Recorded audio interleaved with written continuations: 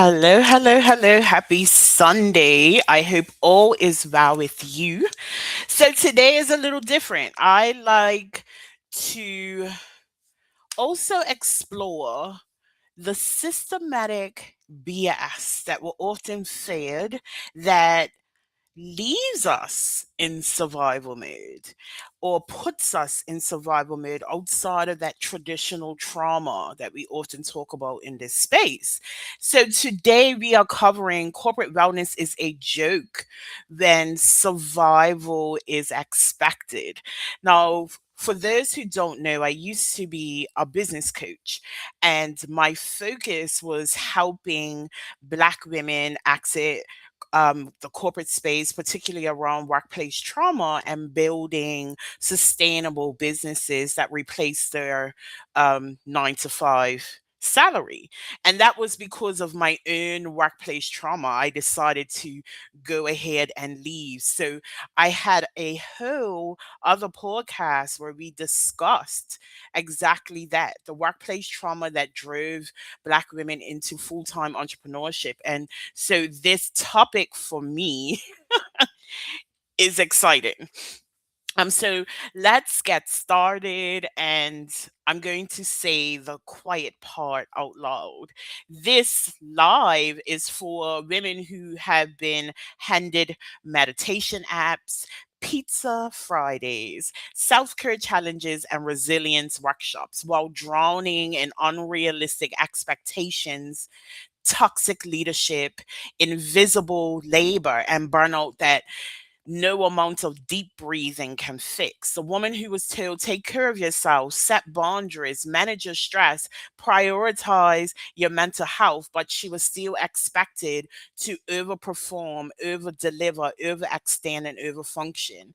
She's told to log off, but praised for staying late, encouraged to rest, but rewarded for exhaustion, given wellness resources, but punished for slowing down. And that contradiction, well, it isn't accidental. So tonight we are dismantling the corporate wellness illusion because let's be honest, wellness initiatives mean absolutely nothing when the system itself demands survival. You cannot give someone a mindfulness workshop while structuring the role around chronic urgency. You cannot tell women to lean into balance while measuring their worth by output. You cannot promote mental health awareness inside of environments that normalize overwork, silent dissent, and reward hypervigilance. That's not wellness, that is branding. And this conversation is not about blaming individuals. It's not about lazy employees or bad managers or that one toxic boss. This is about environments, about systems that quietly reward trauma responses and then act surprised when women burn out. Because let's call it what it is. High achieving women are not thriving in corporate spaces. Many are surviving unrealistic workloads, microaggressions, performance pressures, the double shift of career and home. They are surviving the unspoken rule that you must prove yourself twice as hard but complain half as less. Hello, Elsa from California. I hope you are well today. And then they're handed a resilience seminar as if resilience is the problem. So tonight we are unpacking three big truths. First, why corporate wellness often fails high achieving women. And it's not because women aren't using the tools, but because tools don't address the root problem. Second, we're going to be examining how burnout is structural, not personal, because burnout is not a personality flaw, nor is it time management or weakness. It's often the predictable outcome of sustained misalignment between the human nervous system and inhuman expectations. And third, we're talking about the trauma response behind the hustle culture, because hustle culture doesn't just reward productivity, right? It rewards the flight response, it rewards fight response, and it all absolutely rewards phone responses. It rewards overdrive, and then it labels that as ambition. And finally, we're going to get honest about what real wellness would actually require, because real wellness is not a yoga class at lunchtime.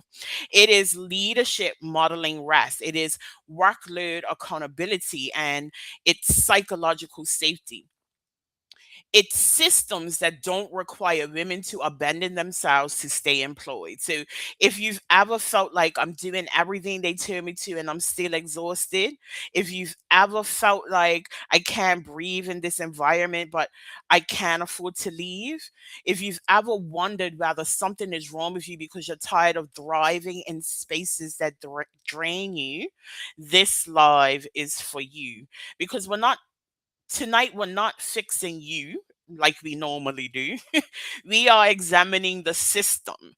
And when you understand the system, you stop internalizing its pressure. So, if this is your first time joining me, welcome. My name is Letitia. I'm the Survival Mid Disruptor. I'm a trauma recovery mentor that facilitates disruptive, unapologetic transformations for high achieving women ready to exit survival mode and take radical ownership of their lives and their growth. And I love having conversations around the residual impact of trauma. I love having conversations about working through trauma and getting out of survival mode. And if you've been rocking with me for a while, then you already know we don't do surface level healing over here. We go deep, we go raw, and we get real uncomfortable with in the name of truth transformation and disrupting every damn pattern that is keeping us stuck. So, let me tell you about the moment that the corporate wellness stopped being cute for me. 6 hours. 6 hours after giving birth, my body still shaking, hormones everywhere, exhausted, in pain, holding my newborn daughter in my arms. I received an email in my personal inbox, and it said, Letitia, I hope you are doing well and enjoying spending quality time with Shawnee. Sorry to bother you whilst you're off. I was just wondering, where are we at the updated version of the process document? If it's still pending, that's fine. I'll just work on what I have for now. 6 hours, not 6 weeks, not 6 days. 6 hours after I announced the birth of my child to my manager, I received that email. And I remember staring at my phone thinking, the audacity, like the subtle, we know you're off, but the fake politeness, the passiveness behind, it's fine if not, as if the responsibility was mine. And then it hit me. This was not just the email. It was what the email represented, because I had started my maternity leave 2 weeks earlier due to stress. My doctor wrote me off for immense stress. And during those 2 weeks before I gave birth, there was silence. No one checked in, no one asked how I was coping, no one asked what support I need. But the day I gave birth, suddenly the process document mattered. And in that hospital bed, I felt something crack, because was already drained, and I had been drained for years. I used to call the workplace the plantation because it felt like it was sucking the life out of me. And here's the part that we don't talk about enough. I felt trapped. I had bills to pay, mouths to feed, responsibilities stacked high. And I tell myself, you don't have a choice. So I overperformed, I over delivered, I over functioned. And when they praised me for being resilient, I swallowed it, because resilience is the reward, right? But peace is optional. So in that hospital room, 6 hours postpartum, holding my daughter, I realized something. You can meditate your way out of a system that rewards self-abandonment. You cannot deep breathe your way through chronic disrespect. You cannot journal your way into safety when the structure itself is built on draining you. Corporate wellness fails because it treats symptoms while protecting its structure. It hands you a meditation app and keeps the workload impossible. It offers you a mental health day while maintaining 60-hour workdays. It hosts DEI panels while women of color are still carrying the emotional labor of entire departments. It gives burnout workshops led by leaders who model exhaustion as commitment. And here's what makes it dangerous: when the system is unhealthy, you are the one burning out, and then you start thinking you're the problem. But the moment 6 hours after giving birth, that wasn't just disrespect. That was clarity because something else was born on that day. And it wasn't just my daughter, it was my why. I decided in that hospital bed, if this environment believes my labor is more important than my humanity, I'm going to build something that honors my humanity first. And that was the day that I decided to take my maternity leave and create additional income. That's when I started my business. Not because I was ambitious, but I refused to feel powerless again. And that is what tonight is about. Not personal failure, it's a structural reality. Because where survival is expected, wellness becomes performance. And we're done performing, especially in 2026. So I want to start by unpacking the wellness illusion. We just talked about the moment that I realized something wasn't wrong with me. There was something wrong with the structure. And this is where we're going to zoom out because I recognize that my story is not rare, it's systemic. And that's where the wellness illusion begins. Corporate wellness becomes performative the moment survival is the baseline expectation. And let me explain what I mean. If the culture of your workplace requires chronic urgency, emotional suppression, overexertion, constant proving, silent endurance, and then adding perks does not equal wellness. It equals decoration. So you can offer meditation sessions at lunchtime while maintaining unrealistic deliverables. You can't promote Mental Health Awareness Month expecting the same output under the same pressure.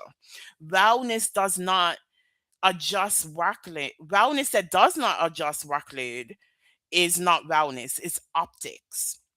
And that's what many high achieving women experience. They're given tools to cope with stress instead of support to reduce stress. And that's a fundamental difference. If you're constantly in fight or flight mode because of ambiguous expectations or micromanagement, understaffing, emotional labor, or poor imbalance, no amount of yoga will override that because your nervous system responds to environments, not slogans. Another thing we need to talk about is flexibility. You're told we support work life balance, but your emails still get answered at 10 p.m. You got Slack messages that still pop up on the weekends. And then there is this unspoken rule that if you want to be seen as committed, you must remain available. I remember working at a job and they gave me a corporate phone and that phone sat on my desk in the box for the entire time that I worked there. And people would make comments like, "Oh, you're not using your phone." I said, I'm at work. There's nothing that you need to from me after I leave. So I'm here. I don't need the phone. Flexibility often becomes work whenever you want, as long as you're reachable. And that's not flexibility. That is disguised surveillance. And high performing women internalize this quickly, right? They don't wait to be told, they anticipate, they over deliver, they make sure that the indispensable, because somewhere along the line, productivity became protection. So, I want to explore a contradiction that often drives our nervous system into chaos, right? We're told to set boundaries, but promotions go to whoever says no. You're told not to overwork yourself, but praise goes to the one who stays late. You're told take your PTO, but the culture subtly punishes absences. So what does that leave for you to learn? That risk, that rest equals risk, right? Overperforming equals safety. And that is how resilience gets exploited in the corporate environment. So let's talk about resilience, because resilience is often glorified. Resilience workshops, stress management seminars, mindset training they often give. But resilience in this context becomes code for handle more instead of let's reduce harm. Resilience without structural change just trains people to endure dysfunction more quietly. And here's the real problem: when focus is always on strengthening employees, the system never has to self examine. So the burden shifts. If you get burnt out, then you need better time management. If you get overwhelmed, you need to reprioritize. If you are anxious, then maybe you need some mindfulness. But let me ask you something. When was the last time leadership sat down and asked, is our structure sustainable for the human nervous system? I can guarantee you never. Because burnout is not always a personal capacity issue, it's often a mismatch between expectation and regulation. And we're talking about the wellness illusion. Here's where it gets dangerous. Corporations outsource wellness responsibilities onto individuals. You need to manage your stress, is something that I've been often told in my one to one meetings. You need to set boundaries, you need to speak up. But if the culture penalizes boundary settings and it punishes advocacy and rewards urgency, then the responsibility is always misplaced. You cannot self care your way out of chronic, systematic overextension. And that's like handing somebody a bottle of water in a burning building and then calling it safety. I remember I was working for a company that got bought for Goldman by Goldman Sachs.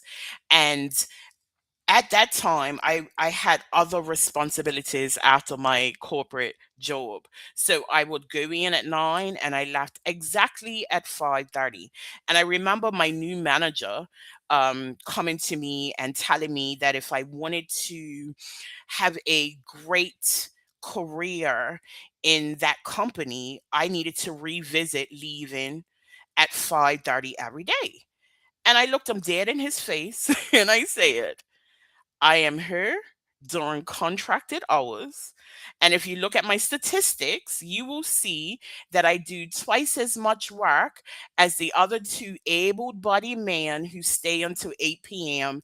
every night combined. And I continued my way to the elevator and left at 5:30. Like I wasn't playing those games. You're not going to get me to stay later and do more work when I'm doing twice as much than the man in these departments. Burnout is rarely about poor scheduling. It's about emotional depletion, lack of control, chronic pressure, inconsistent expectation, and unacknowledged labor. But when burnout is framed as time management, it subtly blames the employee. If you haven't optimized enough, are you doing enough? And as high achieving women, we see that and we try harder. We will wake up earlier, we will plan better, we will organize more, we will track everything until our bodies literally collapse. Because the system does not reward regulation, it rewards urgency. A regulated nervous system moves differently, right? It pauses, it prioritizes, it breathes, it communicates clearly, and it rests. But urgency is immediate response, to constant motion, emotional suppression, hypervigilance, and over responsibility. Which one gets rewarded more often, though? Let's be honest, it's going to be what causes us to overwork because the urgency is normalized. Regulated behavior is often labeled as laziness. And that's how women get trapped in survival mode at work, not because they lack skills, but because the environment rewards trauma responses. Flight Flight types become high performers. Flight types become productivity machines. People who fawn, they become the emotional glue of the department. People who freeze, they get labeled as disengaged, right? So none of this is actually healing, it's only adaptation. And the thing is, right, you cannot preach self-care in environments that punish rest. You can encourage authenticity in cultures that penalize vulnerability. You cannot promote inclusion while exploiting over functioning. Wellness does not challenge power dynamics s- in many ways. So it's not wellness. It's often branding. It's a slide deck, benefits page, LinkedIn posts discussing what they do for the staff. But real wellness requires adjusting workloads, redefining productivity, modeling rest at leadership level, addressing bias and power imbalance, evaluating emotional labor distribution, or normalizing nervous system safety. And let's be honest, it's uncomfortable and often seen as unprofitable because it requires a structural humility, not individual grit. And I want to be clear, like I am not anti corporation. I just happen to be pro human. Workplaces can be healthy, but only if they're willing to integrate the systems that create harm. And until then, high achieving women will continue to internalize burnout as personal failure, when in reality, they're operating inside environments that expect survival. So, if this is your first time joining me, I like to give journal prompts because I think it's always important for us to explore. So I want to leave you with this reflection. Take out your journals and write this down, and you can come back to it after the training. So, is your workplace supporting your nervous system or is it exploiting your resilience? I want you to sit with that because once you see it, you can stop gaslighting yourself. And really, that is where the power begins. So, now that we have exposed the illusion, the branding of wellness without structural change, we can actually go deeper and really understand how survival mode is created at work. Because the reason this illusion works is because so many high performers are already trauma adapted. Most high performers aren't thriving, they are adapted. They're regulated around chaos. They're productive under pressure. They are calm in crisis. They're dependable when everything is on fire. And corporate spaces love that. But what looks like excellence on the outside is often survival mode on the inside. And I want to break down what goes through the nervous system because trauma responses don't just show up in relationships, they also show up in performance reviews. So let's talk about the fight response at work. Fight energy in corporate spaces looks impressive. It's hyper competitiveness, it's control, it's intensity, it's perfectionism, it's taking charge in every room. That woman is sharp, she is strategic, she's always prepared, always ahead. That was me in my spaces. I remember when I joined customs, and this is not really a corporate space, but it is a workplace. I was a customs officer, and we were responsible for navigating 113 laws in that row. I knew what I was responsible for back to front. I could quote the law, the point of law. And when I go back and look at that, like there was nobody else that I was working with that could like cite law to explain why they were doing what they were doing. But I felt like I had to go in there and know my job like the back of my hand, right? So that woman who's operating from a fight response, her nervous system doesn't relax because control equals safety. She anticipates everything. She outperforms everyone. She dominates the space. She won't be blindsided. She definitely won't be embarrassed and definitely not dismissed. But again, that's not ambition. That's armor. That's protection. And the corporate culture often rewards it. But sustained flight responses lead to chronic tension, irritability, sleep disruption, and burnout masked as drive. She looks powerful, but her body is often braced. So now let's talk about flight. This is the woman who is always busy. Her calendar is packed, her inbox is cleared instantly. She multitasks like a sport. She doesn't slow down because slowing down feels dangerous. She keeps moving and she doesn't have to feel. Flight in corporate culture looks like productivity addiction, overbooking, overcommitting, volunteering for more, saying yes to every opportunity.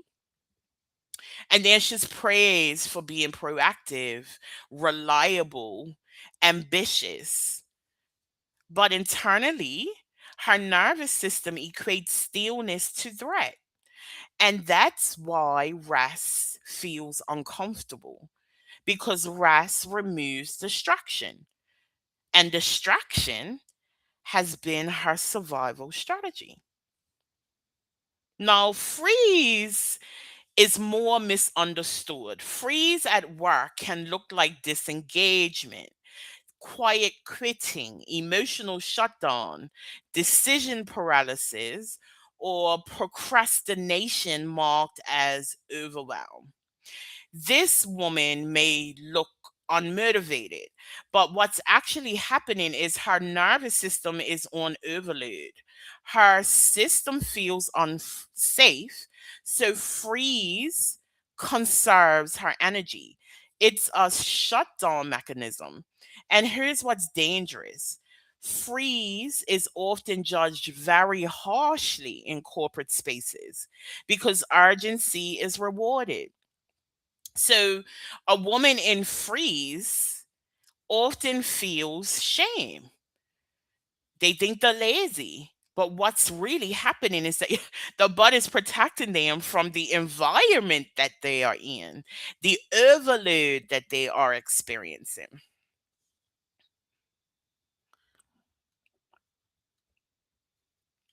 And then there's the fawn response. And that's people pleasing. That's the over accommodator. That's the person who is the emotional glue. She smooths tension, she mediates conflict, she volunteers for extra labor and will stay late to help. She says no, she says yes when she means no. She absorbs the pressure so others don't have to. Corporate cultures love her because she keeps everything running. But the fawn response is not kindness. It's a trauma response. It develops when love or safety felt conditional. So at work, she over functions to avoid rejection. She earns her place without, yeah, she earns her place through usefulness, and that is often very exhausting. All four trauma responses look like ambition, and that is the problem. Fight looks like leadership, flight looks like productivity, fawn looks like teamwork, and freeze gets masked until it collapses, right? So high function anxiety often gets praise. You are constantly on the alert, making sure that you're answering your emails instantly. You anticipate problems before they happen. You try not to ever miss any detail. And that anxiety is not excellence, it's hypervigilance. And hypervigilance is incredibly expensive for our nervous systems. Another thing that comes up as hypervigilance is imposter syndrome. And we often frame it as a confidence issue, but it's usually a result of the constant scanning that we do in these spaces, scanning for mistakes, scanning for disapproval, scanning for signs of threat. Along the way, your nervous system learned early that safety comes from performance. So you keep proving, you keep preparing, you keep exceeding expectations, not because you're incapable, but because your body doesn't feel safe unless you are over prepared. Now, we have to be honest about something else. Women, especially Black women, carry additional pressure in corporate spaces. The pressure to be twice as competent, half as emotional, exceptionally polished, non threatening, non disruptive, always composed, and often you're the one that pours the drinks in the meetings. So survival responses in this kind of environment, they often get intensified. You don't just perform, you overperform. You don't just show up, you outwork, because representation feels heavy, because mistakes feel amplified, because the margin for error feels smaller. So your drive becomes protection, and the body absorbs that pressure. So I've said this from the beginning: corporate spaces reward trauma responses. And like when we really sit back and think about that, that's like a really uncomfortable truth. These systems reward us because they think that this trauma response looks like ambition. And of course, as a business owner, I can empathize in some ways because, you want to make sure that you're profitable. But if you can't create sustainable environments, you're doing more harm than good. Urgency in the workplace looks like dedication. Hypervigilance looks like thoroughness, right? Overgiving looks like leadership potential. Control looks like authority. So the more dysregulated your nervous system becomes, the more successful you appear. But success built on survival has a shelf life. It creates an exhausted nervous system. And while you may look composed, you're braced. You may look productive, but you're depleted. You look driven, but you're very dysregulated. And here's the part that no one sees: the tension in your shoulder, the shallow breathing, the Sunday anxiety, the crying in the bathroom stall, the inability to fully relax, those racing thoughts at night. That's your body telling you the truth. I used to work a lot in Excel in my commercial insurance career, and I used to build very complex worksheets with macros and having to use SQL language, query language to solve problems. And I literally would dream about the solutions to one of my SQL queries, or dream about what I'm going to put into my macro. I used to dream about work. And that was my body telling me the truth, that even though my resume was saying that I was thriving, I was in survival mode. And it was all socially rewarded. But as we all know, our body keeps score. So again, this is not about shame and ambition. Ambition rooted in passion feels expensive. Ambition rooted in protection feels urgent. And one feels grounded, one feels more compulsive. So here is the question that I want you to sit with: is your drive rooted in passion, or is it rooted in protection? When you succeed, do you feel joy or relief? When you slow down, do you feel peace, or are you feeling panic? Because these differences matter. And once you can identify whether you're creating from desire or defending from fear, you can begin to shift, not from excellence, but from exhaustion. We're not dismantling your ambition, we're examining the nervous system underneath of it. And that's where the real power lives. My daughter wants to come in.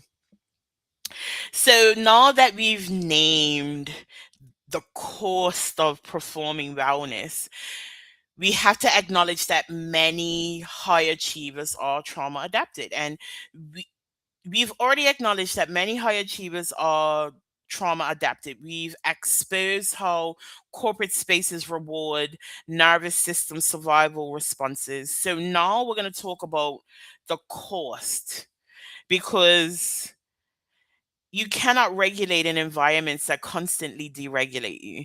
And I need that to land. I need you to understand that. You can't breathe your way into calm if the system keeps pulling you back into hypervigilance.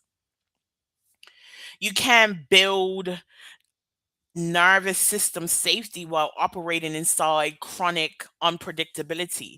And yet, women are told to manage stress better. So, let's talk about what actually happens instead. Burnout doesn't look like collapse all the time. Sometimes it looks like high achievement. You still produce, you're still hitting deadlines, still leading meetings, but internally you're exhausted to your bones. Burnout disguised as drive sounds like I'll rest after this project, just one more quarter, or it's just a busy season. But then the busy season never ends. And here's a psychological trick. When you are praised for being capable under pressure, you start to equate exhaustion with worth. If I'm tired, I must be more valuable. If I'm stretched thin, I must matter. So you keep going. But burnout isn't weakness, it's sustained nervous system overload. Now let's talk about something a little bit more subtle. Resentment.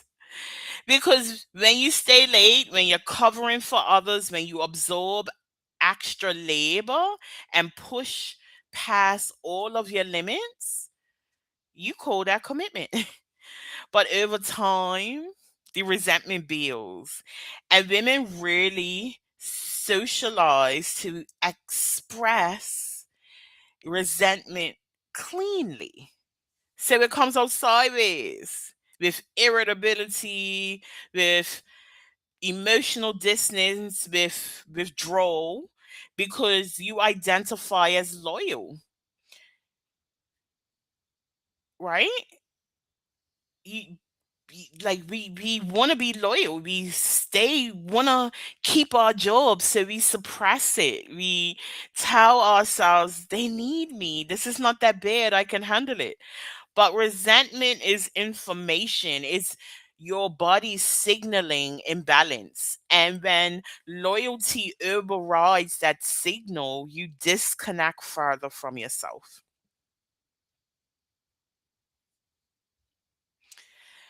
I think what's important in this conversation is having a real discussion about the body, because survival mode always lands in the body. Chronic workplace stress doesn't just live in your calendar, it shows up with your hair thinning, insomnia, teeth grinding because you're clenching your throat, jaws all the time, digestive issues, chronic anxiety, heart palpitations, chronic fatigue, tension headaches. And we often think those things are random. They're not. Our nervous system cannot distinguish between a workplace threat and a physical threat. It only knows I'm under sustained pressure. And when the body is under sustained pressure, it shifts into long term survival chemistry. Your cortisol stays elevated, your inflammation increases, your recovery when you're ill, that takes forever.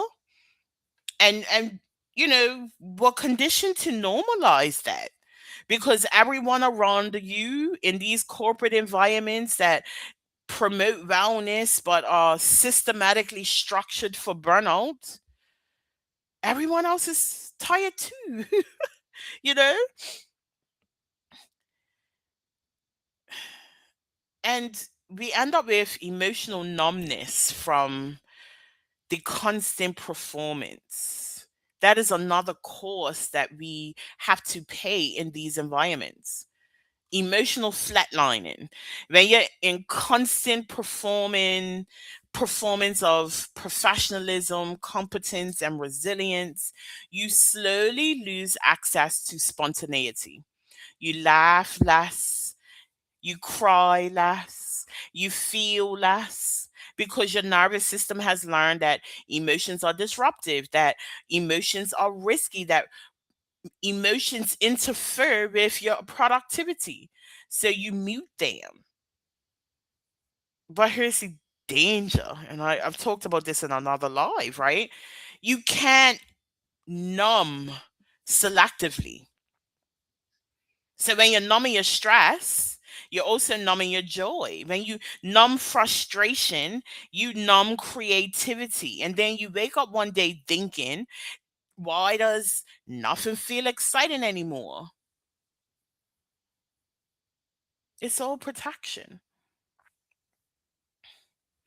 Like there's so much things that I can go into, but I'm conscious of the time. you know, we carry a double burden. We feel lonely in leadership because we have to over perform. But you cannot heal in the same places that keep wounding you unless the structure shifts. And that doesn't automatically mean that you have to quit tomorrow. You know what I mean? Like, please don't get me wrong. I am shouting my opinions against the system, but I'm not trying to tell you to get up and leave because we all have bills to pay. But it means that if the environment continuously reinforces hypervigilance, your body will stay on guard. If the culture punishes vulnerability, your nervous system will stay braced. If the leadership models burnout, you will internalize burnout as normal. And healing requires safety, and safety is relational. It's structural, it's environmental, it's not just internal. So I want to pause here, and I want you to close your eyes if you can.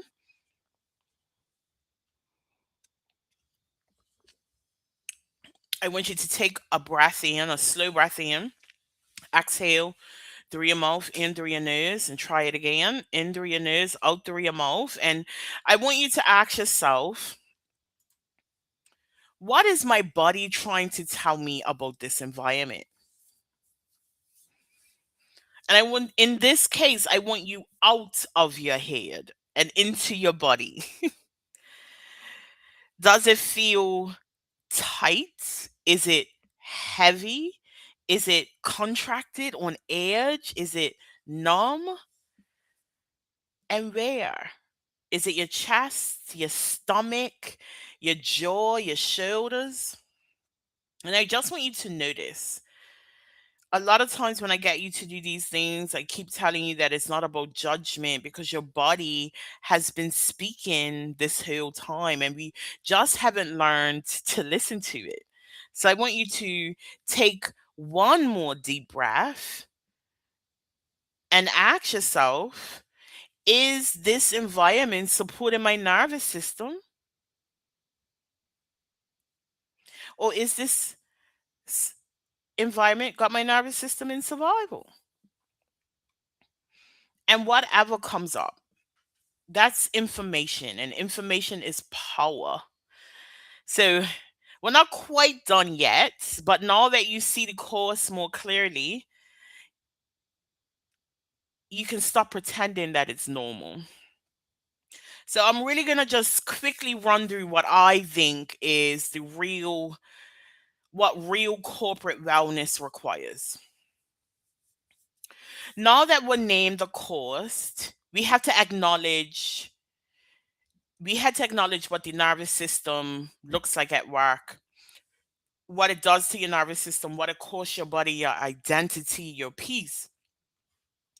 But the next question that we have to ask, if corporate wellness isn't working, what would real wellness actually require? And I don't believe that wellness is about yoga classes. I believe it's about systemic change, not meditation apps.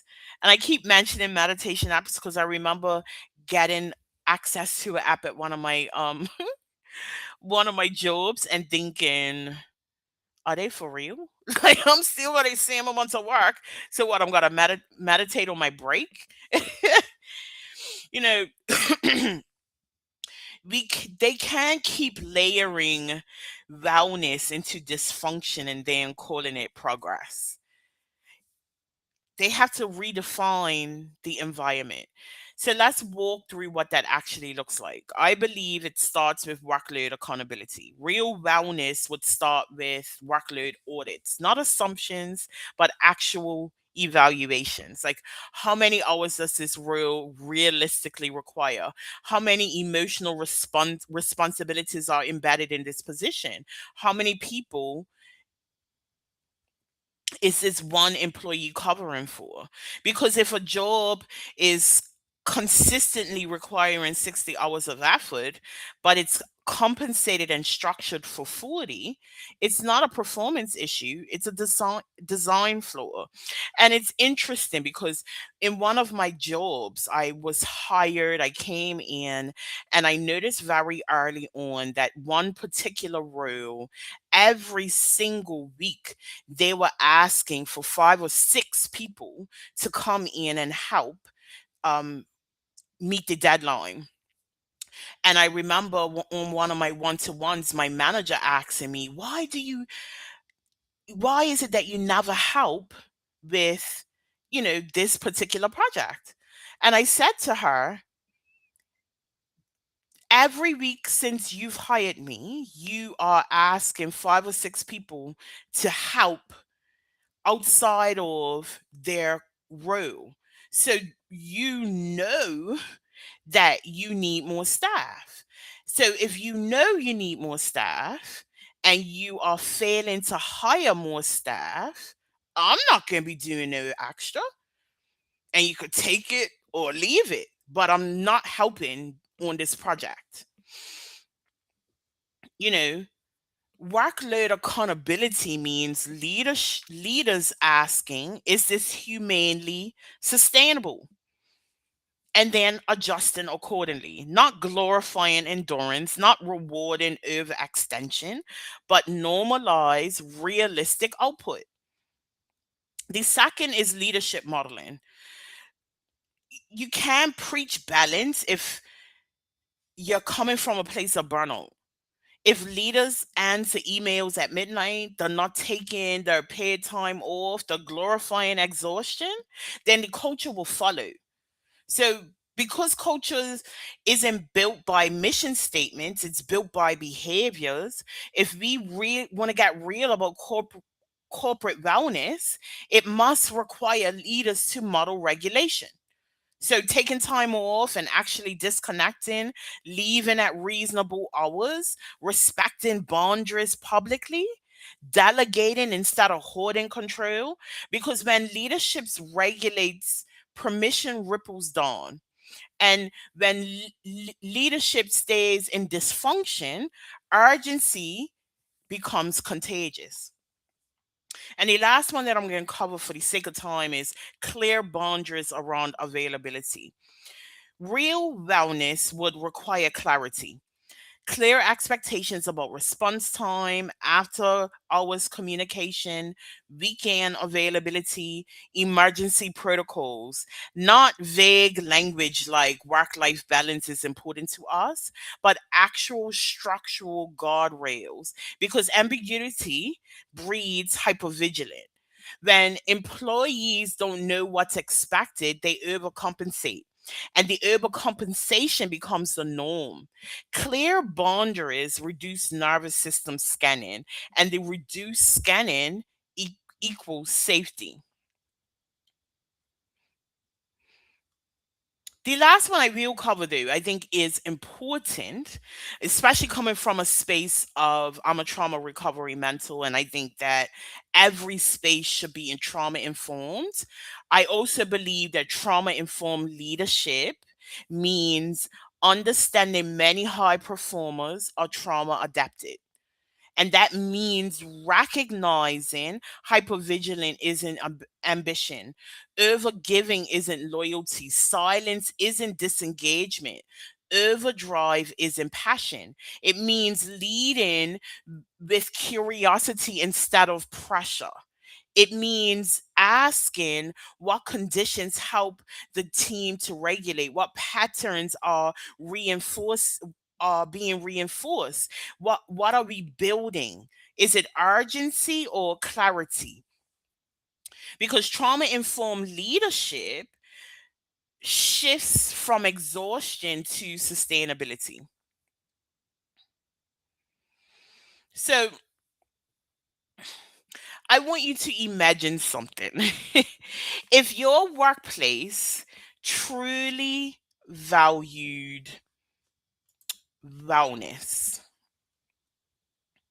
what would be different tomorrow? Would workload shift? Would communication change?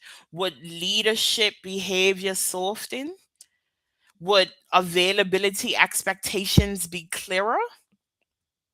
Would compensation reflect contribution? And if all of these in place, would that mean that the safety increases? Now, I want you to ask yourself something deeper.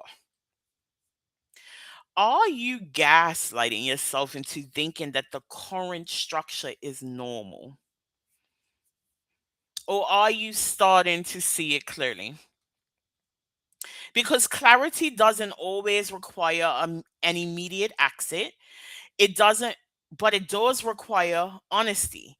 Real wellness demands courage from leadership, from systems, from culture. And once you see what real leadership requires, you stop settling for that branding that we kept talking about earlier, and you start advocating for sustainability, not just for yourself, but for every nervous system in the room. And then that is power. And that's why I have these conversations. I like to open up your minds about these systems that are in place to keep us in survival mode. Survival mode isn't something that we end up in just because we had a big T trauma. A lot of times we are operating from trauma responses as a result of the work that we do, the lack of sustainable systems that are in place, right? So you cannot self-cure your way out of a system that rewards self-abandonment. You cannot meditate your way out of unrealistic expectations. You cannot gratitude journal your way out of structural pressure. You cannot deep breathe your way out of chronic exploitation. But you can learn how to stop abandoning yourself within it. And that's where your power lives. Because even if the structure hasn't shifted yet, even if you're still navigating the same workplace tomorrow, you don't have to participate in your own abandonment. You don't have to keep overriding your body. You don't have to keep gaslighting your exhaustion. You don't have to keep calling burnout ambition. And that is exactly why the survival mode accidents membership exists. It is not a productivity club. It's not a level up your hustle kind of space. It's not another place that measures you by outputs. Inside this membership, we do things radically different. We rewire survival patterns that hustle cultures reinforce. We look at the nervous system adaptations that corporate environments reward, and we gently undo what no longer serves you. We regulate nervous systems that have been conditioned by performance pressures because your body has learned that worth equals output, that rest equals risk, and that slowing down equals falling behind. You don't just decide to change that. you retrain that. So we build identity beyond productivity. We ask deeper questions. And then we help you meet that future self that can create, that can advocate for better environments. You don't have to impress. You don't have to perform. You don't have to be the strongest one in the room, because we've created a community where worth isn't tied to output. You just get to be human, and you get to be tired. You get to be ambitious and regulated. You get to desire success without sacrificing your nervous system to get it. And I want to say this clearly. You're not weak because you're tired. You're not ungrateful because you want more. You're definitely not broken because the system feels heavy. You are now very aware. And awareness is power. Awareness is the moment that you stop internalize structural dysfunction as personal failure. Awareness is the moment that you realize that my exhaustion makes sense. Awareness is the moment that you stop blaming yourself for needing support. And once you're aware, you get to choose differently. You get to build differently. You get to lead differently. You get to regulate differently. You get to stop surviving professionally and start living intentionally. So if something is in this life has hit your chest, if your body is nodding before your mind did, if you're tired of performing resilience and ready to build real regulation, this is your invitation. Not to hustle harder, not to escape tonight, but to come home to yourself while navigating the world that expects you to overperform. So give the QR code a scan, because that is where the survival mid exodus membership really helps. It's designed so that you don't have to do this alone. And I just want to remind you, you're not behind, you're not dramatic, you're not too much. You are aware, and from awareness we build power. So you can either scan the QR code if you want more information about the membership, or you can drop freedom in the comments and I will reach out to you. But if something tonight stirred something in you, don't rush to fix it. I want you to sit with it. I want you to honor it. I want you to journal and breathe and let it land. And then, of course, I want you to come back next week. I am here every week somewhere between 7 and 9 p.m. GMT, which is equates to 2 and 4 p.m. Eastern time. And it will be the same realness, the same depth, the same disruption. I want you to bring your softness. I want you to bring your questions. I want you to bring your messy, brilliant, tired, hopeful self. This space isn't for performance, it's for your peace. And until then, I want you to stay loyal to your healing, rest when it's hard, speak when it trembles, choose you even when it feels unfamiliar. You're not too much, you're not too broken, you're just shedding everything that never saw you clearly. And I will see you next week.